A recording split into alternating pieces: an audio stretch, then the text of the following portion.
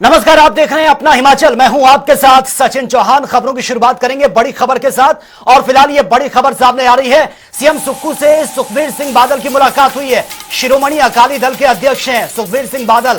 प्रदेश सचिवालय में यह मुलाकात हुई है। राजनीतिक हालातों पर विस्तार से चर्चा भी इस मुलाकात के दौरान ये हुई है। तो बड़ी खबर से आपको अपडेट करा रहे हैं। राजनीतिक हालातों पर विस्तार से चर्चा हुई है दोनों नेताओं के बीच। तो सीएम सुक्खू से मिले हैं सुखबीर सिंह बादल और मुलाकात के वक्त ये तस्वीर हम आपको दिखा रहे हैं। शिरोमणि अकाली दल के अध्यक्ष हैं सुखबीर सिंह बादल, जिनकी मुख्यमंत्री से मुलाकात हुई है। प्रदेश सचिवालय में ही ये मुलाकात हुई है। सीएम से सुखबीर सिंह बादल की ये मुलाकात कई अहम मुद्दों पर, राजनीति जो हालात हैं उन पर भी विस्तार से चर्चा हुई है इस मुलाकात के दौरान।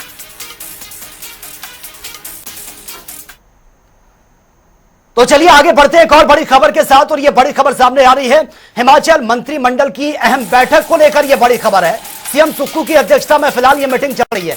कई मुद्दों पर बड़े फैसले लिए जा सकते हैं। फिलहाल यह भी अपडेट सामने आ रही है। आपदा प्रभावितों के लिए बड़ा ऐलान हो सकता है इस मीटिंग में। तो फिलहाल यह मीटिंग चल रही है। उम्मीद यही है कि आपदा प्रभावितों के लिए बड़ा ऐलान आज हो सकता है। राहत पैकेज की घोषणा की भी पूरी उम्मीद जताई जा रही है। तो मानसून सत्र से पहले कैबिनेट की अहम बैठक कई मायनों में खास है। बड़े ऐलान इसमें हो सकते हैं। फिलहाल जिस तरह के कयास लगाए जा रहे हैं, तो विभागों में रिक्त पदों पर भरने पर भी चर्चा संभव मानी जा रही है।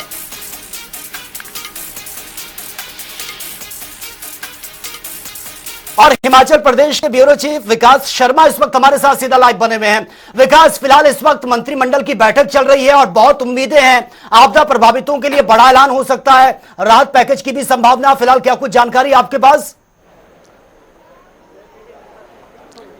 देखिए, बिल्कुल हिमाचल प्रदेश सचिवालय के बाहर इस समय मेरी मौजूदगी है और अंदर कैबिनेट की अहम बैठक चल रही है। अहम कई मायनों में अहम ये बैठक इसलिए भी है क्योंकि देखिए, एक तो 15 अगस्त जो है वो आ रहा है और अमूमन ये देखा गया है कि मुख्यमंत्री जो होते हैं हिमाचल प्रदेश के, वो उस समय पे यानी कि ऐसे बड़े दिनों पर जो है कोई ना कोई बड़ी घोषणाएं, जिससे उम्मीद जो है कहीं ना कहीं कर्मचारी जो है वो यहाँ पर लगाए बैठे होते हैं, पेंशनर्स लगाए बैठे होते हैं। तो ऐसी कोई बड़ी घोषणा क्या की जा सकती है, किस तरह से, क्योंकि इस बार जो राज्य स्तरीय समारोह स्वतंत्रता दिवस का होने वाला है वो देहरा में होने वाला है, जहां से मुख्यमंत्री की जो धर्मपत्नी है वो विधायक बनी है। तो ऐसे में बड़ी घोषणाओं का इंतजार जो है कर्मचारी वर्ग एक तरफ कर रहा है, पेंशनर्स कर रहे हैं और हिमाचल प्रदेश के लोग भी कर रहे हैं। दूसरी अगर मैं बात करूं तो मानसून सत्र जो है वो अब नजदीक है। 27 अगस्त को मानसून सत्र होना है। 27 अगस्त को मानसून के लिए कौन कौन से जरूरी बिल हैं, विधेयक हैं, उसको लेकर जो है चर्चा पिछली बैठक में भी हो चुकी है, जो पिछली कैबिनेट की बैठक हुई थी, और इस बार भी अब जो आज बैठक हो रही है इसमें भी चर्चा होने के आसार नजर आ रहे हैं। दूसरा, ईडी की रेड जो है वो आपको याद होगा, अब से कुछ ही दिन पहले ईडी की बड़ी रेड जो है वो यहाँ के कई जिलों में हुई थी। उसमें यह पाया गया था कि जो स्वास्थ्य विभाग के जो अधिकारी हैं, कर्मचारी हैं, उनमें हड़कंप जैसी परिस्थितियां जरूर देखी गई थी। दरअसल मुद्दा यह था कि जो आयुष्मान भारत एक बड़ी योजना है केंद्र सरकार की, और हिमाचल प्रदेश के जो पूर्व की जयराम सरकार थी उसके समय में जो यहाँ पर हिमकेयर योजना शुरू की गई थी आयुष्मान भारत की तर्ज पे, तो वो उसके अंदर बड़े पैमाने पर जो है अनियमितताएं पाई गई थी। फर्जी बिल दिखाकर जो है पैसों का बड़े स्तर पर करोड़ों रुपए का जो है वो हेरफेर उसमें पाया गया है। तो ऐसे में राज्य सरकार ने इस हिमकेयर को, जो निजी अस्पतालों के जरिए भी लोगों को सुविधा मिला करती थी, निजी अस्पतालों में पूरी तरह से बंद कर दिया था। तो ऐसे में इसके ऊपर और क्या अंकुश लगाया जा सकता है, रिव्यू जो है वो इस बाबत लिया जाएगा, समीक्षा की जाएगी और उसके बाद इसके ऊपर चर्चा के बाद कोई अहम फैसला जरूर यहां पर लिया जा सकता है। दूसरा, क्योंकि अब मुख्यमंत्री जगह जगह जाते हैं और वहां पर जाकर कोई घोषणाएं करते हैं, उस घोषणा को अमली जामा किस तरह से पहना है, धरातल पर किस तरह से उतारा जाना है, इसको लेकर भी चर्चा आज होगी। और इसके साथ ही आपदा, कई देखिए आपदा से जिस तरह से अभी पिछले दिनों हमने देखा कि आपदा हिमाचल प्रदेश में एक बार फिर से आई है और इस आपदा के बाद बड़े स्तर पर जो प्रभावित परिवार हैं उसको अब किस तरह से राहत दी जा सकती है। पिछली बार 2023 में अगस्त के महीने में ही जो आपदा आई थी उसमें भी राज्य सरकार ने उसको देखते हुए भारत सरकार से जरूर गुहार लगाई थी कि कोई मदद जो है, कोई राहत पैकेज हिमाचल प्रदेश को मिलना चाहिए। 10 से 12 हजार करोड़ के नुकसान का आकलन पिछले साल की अगर हम बात करें तो वो किया गया था। इस साल भी बड़े पैमाने पर जो है अब तक नुकसान सामने आ रहा है। जानो माल का बड़े स्तर पर नुकसान हुआ है। लोगों के घर जो है, खलियान पूरी तरह से वो तहस नहस हो चुके हैं, पूरी तरह से मलबे की चपेट में आने के बाद अब वो गायब से नजर आते हैं। तो ऐसे में क्या राहत मैन्युअल में जो है कोई बदलाव करने की और आवश्यकता है, क्योंकि पिछले साल भी राहत मैन्युअल में हिमाचल प्रदेश सरकार ने यानी सुक्खू सरकार ने एक बड़ा बदलाव यहां पर किया था। 1,10,000 रुपए मकान के डैमेज पे यहाँ पर मिला करते थे, जिसे अब 7 लाख के आसपास जो है वो कर दिया गया था। अब इस पर आगे क्या किया जा सकता है? क्या राज्य सरकार के पास अपने जो संसाधन है उससे ही कोई राहत यहाँ पर दी जा सकती है, या राहत का कोई और बड़ा ऐलान जो है वो यहाँ पर किया जा सकता है? तो समीक्षा इस बाबत भी जरूर होगी। किस तरह से आपदा में अब राहत और बचाव कार्य चल रहा है, क्योंकि अभी भी बहुत से लोग जो है वो लापता बताए जा रहे हैं। जो पिछली बार रामपुर में जो जिस तरह से बाढ़ आई थी, बाढ़ जैसी परिस्थितियां वहां पर बन गई थी, और उसके बाद पूरा गांव जो है वो उसकी चपेट में आ गया और कई लोगों की मौत जो है वो अभी तक सामने आ चुकी है। लापता लोगों के लिए जो उनकी तलाश के लिए जो यहाँ पर जो रेस्क्यू ऑपरेशन चलाया जा रहा है, राहत और बचाव कार्य जो चलाए जा रहे हैं, एनडीआरएफ की टीमें जो हैं वो लगातार काम कर रही हैं। उसके अलावा लोकल पुलिस है, होमगार्ड है और अग्निशमन विभाग है। तो तमाम इन चीजों का रिव्यू आज जरूर किया जाएगा कैबिनेट के बैठक, और आगे किस तरह से सचेत रहना है बाढ़ के बाद। अब अगला, क्योंकि देखिए जब पहाड़ों पर जो है वो इस तरह से जब बड़े पैमाने पर क्लाउड बस्ट होते हैं, बाढ़ जैसे हालात बनते हैं, तो उसके बाद डैम्स से बड़े स्तर पर पानी जो है वो निचले इलाकों में छोड़ा जाता है। तो ऐसे में निचले इलाकों में जलभराव जैसी परिस्थितियां ना बन जाएं, उसको लेकर राज्य सरकार क्या रणनीति यहां पर बनाती है, किस तरह से समीक्षा के बाद वो चीजें सामने आएंगी, आज इसके ऊपर अहम फैसला जो है वो लिया जा सकता है। इसके अलावा देखिए पुलिस भर्ती मामला था, पुलिस भर्ती को क्या कैडर किस तरह से जो है वो आगे भर्ती किया जाना है, क्योंकि लोक सेवा आयोग के जरिए इसको भर्ती किया जाना था, लेकिन अभी तक ये प्रक्रिया पूरी नहीं हुई है। इसके अलावा जो जेओए लाइब्रेरी वाले जो है जो अभ्यर्थी हैं, उनकी किस तरह से भर्तियां यहाँ पर की जानी है, क्या उनके कैडर के अंदर किस तरह से बदलाव किया जा सकता है, कौन से कैडर में उनको यहाँ पर भेजा जा सकता है, ये तमाम चीजें जो है वो आज मंत्रिमंडल में अहम रहने वाली हैं। और आपदा प्रभावितों की बात यहां पर हो रही थी कि बड़ा ऐलान हो सकता है, राहत पैकेज की लेकर भी आज घोषणा संभव मानी जा रही है। लेकिन जब जब आपदा प्रभावितों की बात आती है, बजट का रोना सबसे पहले सामने आता है कि फंडिंग नहीं मिल रही है, केंद्र की तरफ से मदद नहीं मिल रही है। क्या आपको लगता है कि आज कोई बड़ा ऐलान हो सकता है, क्योंकि आपदा एक सबसे बड़ी समस्या है हिमाचल प्रदेश में? देखिए बिल्कुल 1 अगस्त को क्लाउड बस्ट की लगातार घटनाएं हुई और बड़े पैमाने पर नुकसान हिमाचल प्रदेश में हुआ, और आपदा के इस दौर के अंदर जो है बड़े पैमाने पर नुकसान का आंकलन भी राज्य सरकार की तरफ से किया जा रहा है, और जो लापता लोग हैं उनकी तलाश की जा रही है।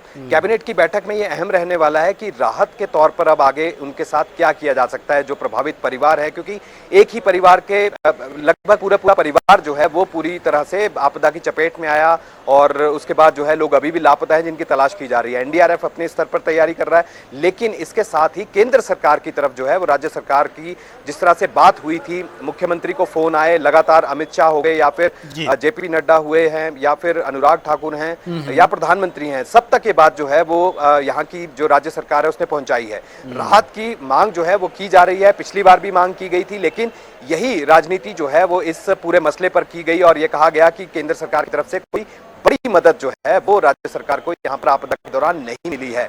ऐसे में इस बार फिर से गुहार लगाई जा रही है। हालांकि अभी हाल फिलहाल की अगर बात करें तो जो पत्राचार है अभी तक वो वहां तक नहीं पहुंचा, लेकिन बातचीत जरूर हुई है। अभी ऐलान भी नहीं हो पा रहा है कि क्या हिमाचल प्रदेश में अब राहत के तौर पर केंद्र सरकार की तरफ से क्या मिलना है, लेकिन अपने संसाधनों से क्या कुछ किया जा सकता है। जो मुख्यमंत्री रिलीफ फंड है उसके अंदर से अगर कोई राहत पैकेज दिया जाता है तो वो क्या दिया जा सकता है, उसके ऊपर चर्चा कैबिनेट की बैठक में जरूर होगी, ताकि जो बाढ़ प्रभावित यानी आपदा प्रभावित जो लोग हैं उनके लिए कोई बड़ी मदद यहां पर राज्य सरकार से की जा सके।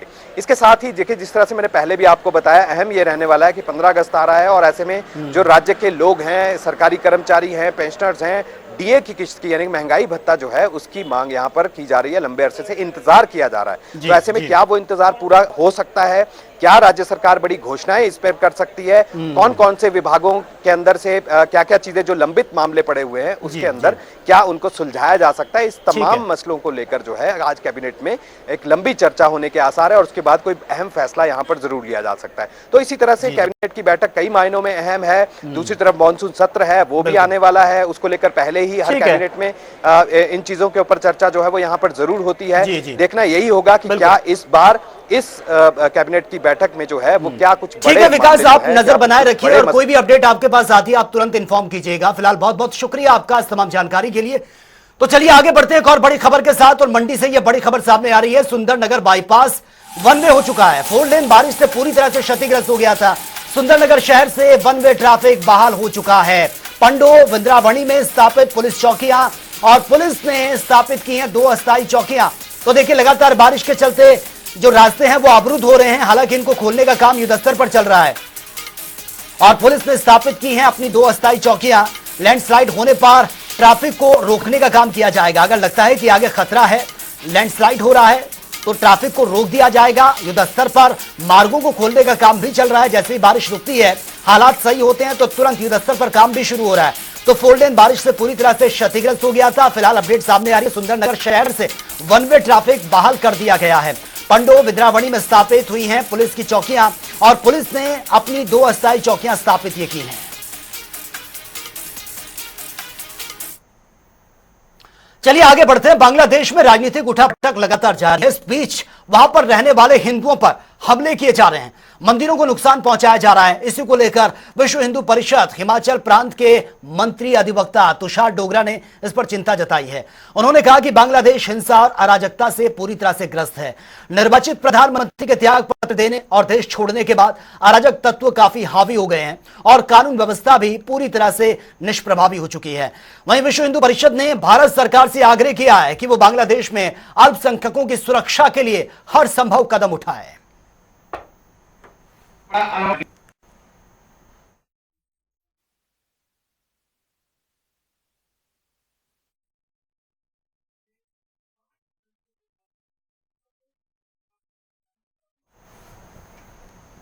चलिए आगे बढ़ते हैं। बीजेपी सांसद कंगना रनौत ने हिमाचल में आकर प्रदेश सरकार पर कई तीखे तंज कसे हैं, जिसको लेकर कांग्रेस के प्रवक्ता अमन सेठी ने इस पर पलटवार किया है। उन्होंने कहा कि कंगना रनौत हिमाचल में केवल राजनीति करने के लिए आई हैं। अगर वो आपदा प्रभावित के प्रति कोई संवेदना रखती हैं तो वो उनकी आर्थिक मदद भी करें।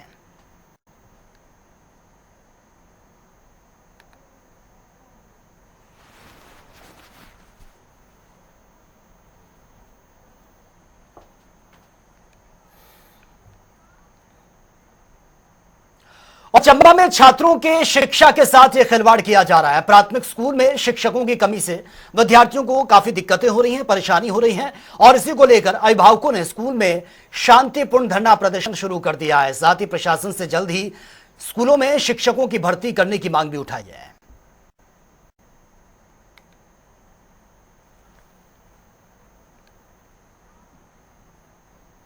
और वहीं सोलन में रक्षाबंधन त्यौहार को लेकर इस वक्त बाजारों में रौनक देखने को मिल रही है। राखी का त्यौहार देश भर में धूमधाम के साथ मनाया जाता है और इस दिन भाई की कलाई पर बहन राखी बांधती है।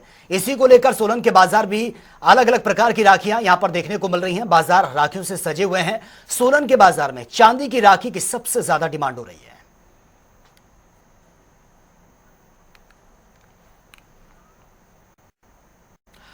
बड़सर के विधायक इंद्रदत्त लखनपाल ने सुक्खू सरकार पर जमकर इशारा साधा है। उन्होंने कहा सरकारी कार्यालय को बंद करने में सुक्खू सरकार को खुशी मिलती है और इसी के साथ ही उन्होंने प्रदेश सरकार पर हिम केयर योजना को बंद करने का आरोप लगा दिया। वहीं उन्होंने इस फैसले को सरकार का गलत निर्णय भी बताया है। और इतना ही नहीं, विधायक इंद्रदत्त लखनपाल ने सुक्खू को कई मुद्दों पर जमकर घेरा भी है। जो हिम केयर योजना जो है निजी अस्पतालों में बंद की गई है, क्या कहेंगे सर आप? देखिए, ये जो वर्तमान में जो आदरणीय सुखविंदर सिंह ठाकुर जी के नेतृत्व में जो सरकार चल रही है, ये सभी कार्यालयों को बंद करने में बहुत जो है खुशी इनको महसूस होती है और जनता चाहे परेशान होती रहे, उससे उनको कोई लेना देना नहीं है। मैं तो इतना कहना चाहूँगा कि हिम केयर जैसी एक अभूतपूर्व जो योजना जयराम सरकार जी के समय में जयराम जी ने चलाई थी, इसको दोबारा से निजी हॉस्पिटल्स में भी बहाल करना चाहिए। क्योंकि हमारा जो सार्वजनिक जो हमारे हॉस्पिटल है, चाहे वो हमारा CSC है, चाहे हमारा सिविल हॉस्पिटल है, चाहे PSC है, चाहे हमारा मेडिकल कॉलेज है, वो यहाँ पर अभी तक सुविधा ही नहीं है। अब किसी को हमारे यहाँ पर बड़सर विधानसभा में एक हार्ट का हॉस्पिटल है, सिटी हार्ट हॉस्पिटल, जहाँ पर तमाम जो यहाँ पे आज पूरे जिला हमीरपुर के लोग यहाँ पे आते हैं और अपने दिल के जो रोग है उसका इलाज करवाते हैं। लेकिन अब वो हिम केयर ना होने की वजह से उनको भारी दिक्कतों का सामना करना पड़ता है। अधिकांश जो है मध्यम वर्गीय या गरीब लोग यहाँ पर आते हैं और उन्हें एकदम से अब भारी भरकम राशि का एस्टीमेट डॉक्टर के द्वारा दिया जाता है, तो वो परेशान हो जाते हैं और ऐसा करने से जो है लोगों को तकलीफ बढ़ी है, कोई उसका फायदा नहीं हुआ है। फिलहाल यहां रुकेंगे एक छोटे से ब्रेक के लिए, लौटेंगे कुछ और खबरों के साथ।